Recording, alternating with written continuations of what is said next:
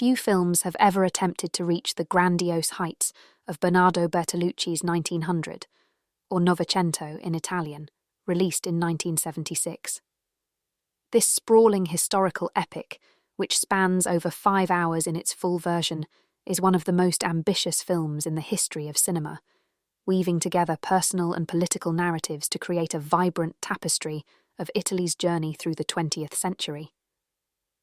It explores the seismic shifts in the country's social, political, and economic landscape through the intertwined lives of two men: Alfredo Berlinghieri, played by Robert De Niro, the privileged son of a wealthy landowner, and Olmo Dalcot, Gérard Depardieu, a passionate and principled peasant. While these two characters form the emotional heart of the film, it is Donald Sutherland's terrifying portrayal of Attila Melanchini, a sadistic black-shirt fascist, that leaves the most lasting impression on audiences.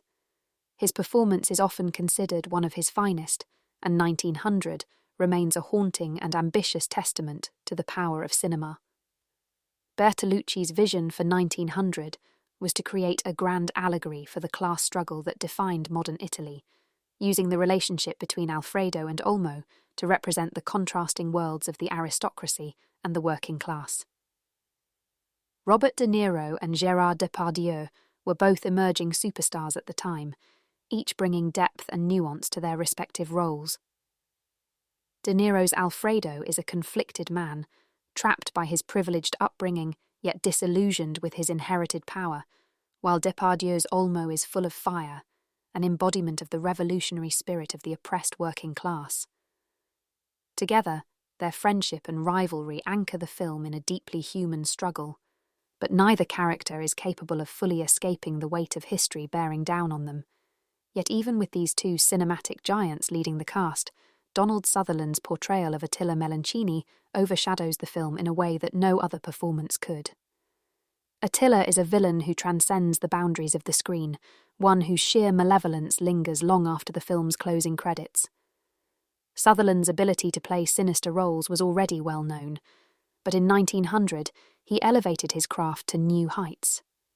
His Attila is a walking nightmare, a sadist whose unchecked cruelty serves as the embodiment of fascism's darkest excesses.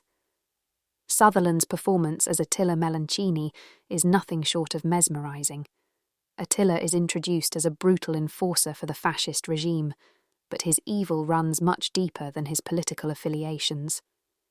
He takes a perverse pleasure in the suffering of others, committing acts of violence not out of necessity, but for the joy of exercising his power over the weak. From the moment he appears on screen, Sutherland imbues Attila with a menacing energy that is impossible to ignore. His physicality is imposing. Attila looms over the other characters, his sharp features and cold eyes reflecting the moral emptiness inside him. One of the most disturbing moments in the film occurs when Attila, in an act of pure cruelty, murders a young child in cold blood. It is a moment that shocks not just because of its brutality, but because of the nonchalance with which Attila commits the act. For him, the suffering of others is not only permissible but desirable, and yet in Sutherland's hands, Attila is not merely a caricature of evil. He is also deeply insecure and cowardly. His cruelty stems not from strength but from fear of losing power, fear of his own inadequacies, and fear of a world in which he is no longer in control. This complexity is what makes Attila one of the most terrifying villains in cinematic history. His evil is not the product of some grand ideology or belief system. It is the result of his own personal weakness, his need to dominate and destroy to feel powerful. Sutherland portrays this perfectly, balancing Attila's sadism with a vulnerability that only makes his actions more chilling. The audience can sense that beneath his bravado lies a man deeply terrified of his own insignificance, and it is this fear that drives his cruelty. In the end, Attila Melanchini is not just a villain. He is a warning of what happens when power is wielded by the weak and the cowardly.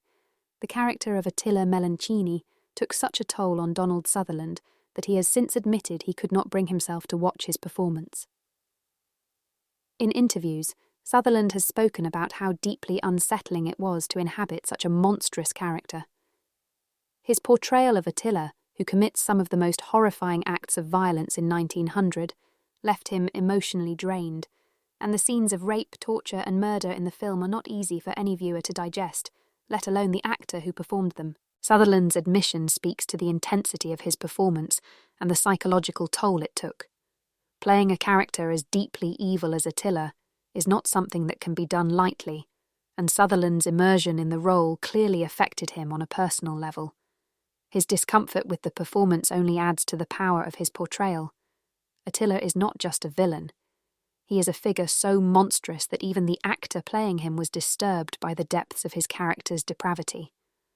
While Sutherland's performance is one of the highlights of 1900, it is just one piece of the larger tapestry that Bertolucci weaves. 1900 is a film of epic proportions, both in terms of its scale and its ambition. At over 5 hours long, the film was released in various cuts for different markets, with shorter versions tailored to make it more digestible for mainstream audiences. However, to truly appreciate Bertolucci's vision, the uncut version is essential.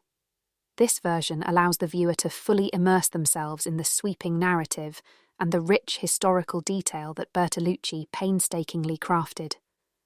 Bertolucci's ambition with 1900 was to create a film that not only told the story of two men, but also encapsulated the entire history of Italy during one of its most tumultuous periods.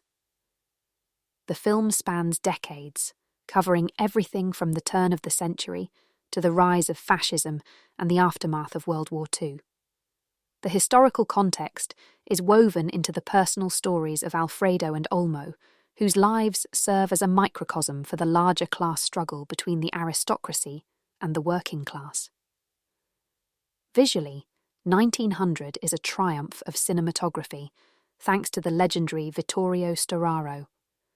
The film's sweeping landscapes and fluid camera movements create a sense of grandeur and scope that is rarely seen in modern filmmaking.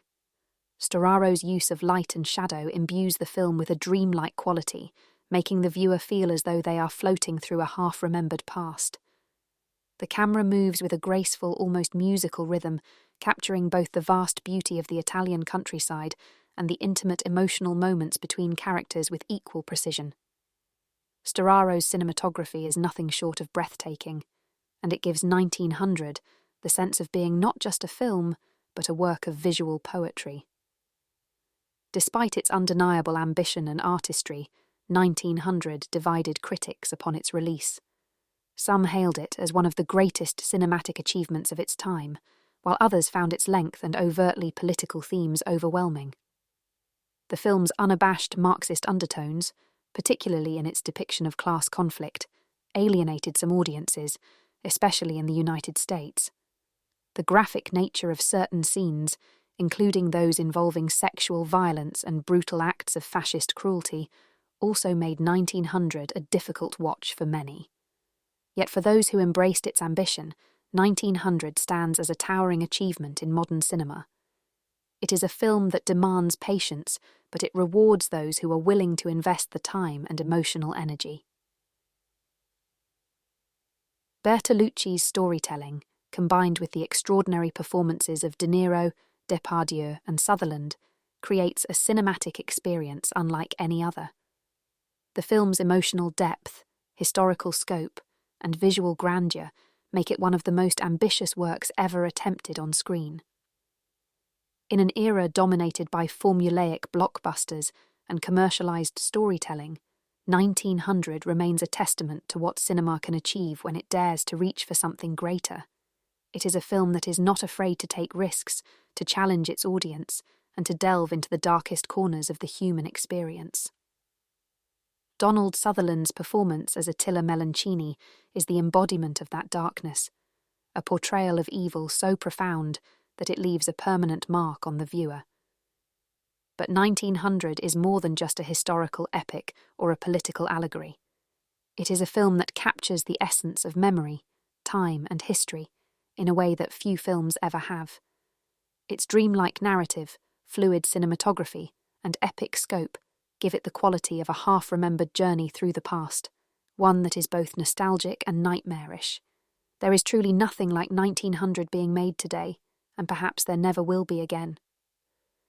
For those willing to take the plunge into its 5-hour runtime, 1900 is an unforgettable experience, a cinematic epic that remains one of the grandest achievements in modern filmmaking.